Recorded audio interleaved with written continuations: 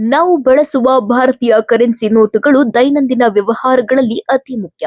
ಆದರೆ ಕೆಲವೊಮ್ಮೆ ಅವು ಹಳೆಯದಾಗಬಹುದು, ಮಸಿ ಬೀಳಬಹುದು ಅಥವಾ ತಪ್ಪಾಗಿ ಹರಿದು ಹೋಗಬಹುದು. ಇಂತಹ ಸಂದರ್ಭಗಳಲ್ಲಿ ನೋಟು ಹರಿದರೆ ಅದು ಅಪರಾಧವೇ? ಅದಕ್ಕೆ ಕಾನೂನಿನ ಪ್ರಕಾರ ಶಿಕ್ಷೆಯುಂಟೆ ಅಂತ ಪ್ರಶ್ನೆ ಹುಟ್ಟುತ್ತೆ. ಭಾರತೀಯ ಕರೆನ್ಸಿ ನೋಟುಗಳನ್ನ ಉದ್ದೇಶಪೂರ್ವಕವಾಗಿ ಹಾನಿ ಮಾಡೋದು ಅಥವಾ ಹರಿಯೋದು ಕಾನೂನು ಬಾಹಿರ ಚಟುವಟಿಕೆ. ನೋಟುಗಳು ಭಾರತದ ಸರ್ಕಾರ ಮತ್ತು ರಿಸರ್ವ್ ಬ್ಯಾಂಕ್ ಆಫ್ ಇಂಡಿಯಾದ ಆಸ್ತಿಯಾಗಿವೆ. ಆದ್ದರಿಂದ ಅವುಗಳನ್ನ ನಾಶ ಮಾಡೋದು ಅಥವಾ ಅಪಮಾನ ಮಾಡೋದು ಕಾನೂನಿನಡಿ ಅಪರಾಧವಾಗಬಹುದು.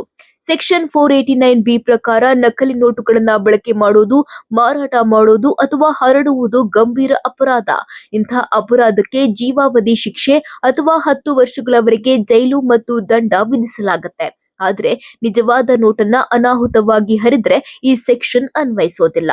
ಉದ್ದೇಶಪೂರ್ವಕವಾಗಿ ನೋಟುಗಳನ್ನ ನಾಶಪಡಿಸಿದ್ರೆ ಮಾತ್ರ ಕಾನೂನು ಕ್ರಮ ಕೈಗೊಳ್ಳಬಹುದು.